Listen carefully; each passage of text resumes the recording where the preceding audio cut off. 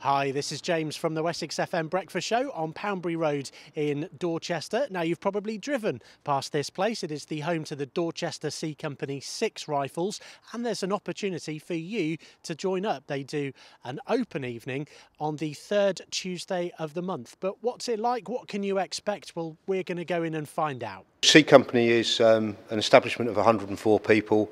It's an infantry company in the light role, which means basically, although vehicles might take us to where we're going, we then typically move on foot. Because it's infantry, most of our people are men, but we do have roles for women. We have the combat medical technicians, combat HR administrators, chefs, and stores vacancies that can be open to women.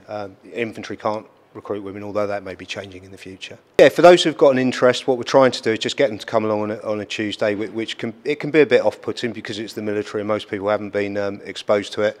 Just to come in, we'll tell them a little bit about what's going on, get them to watch some training. There's no obligation at all. If they disappear and never come back, well, that's fine. They've seen it and they didn't like it. But if they have an interest, then we'll invite them back the following week and we'll start to go through the actual process of joining. What does that process involve? So if people start to come back on a regular on a Tuesday evening, what do they do? What we do is the application is actually made online through a place called the National Recruiting Centre. So we will just point people in the right direction, give them some help with how they go about that online recruitment. As soon as their application has been accepted, they're then able to come in every Tuesday, and we'll do some low-level training with them. Normally it's circuit training or running or whatever it is, just to get their fitness up to something like the required standard. If they pass that, and most do, because we have time to train them when they're coming on the Tuesdays before, they're then in the system and they'll get what's called a tested, which means they basically swear the oath of allegiance to the Queen, and that's them in the Reserve Army. And lots of opportunities being part of the company, not least actually travelling and going places and being on exercise elsewhere around the world. We've had an exercise in Germany with armoured vehicles from one of our regular battalions, 2 exercises in Cyprus. This year's exercise in June is a major exercise on Salisbury Plain, and we're providing troops to reinforce one of the Rifles regular battalions in a major exercise on Salisbury Plain. On top of that, there's adventure training opportunities. People have been sailing in the Caribbean, people are going skiing in France in a couple of weeks' time.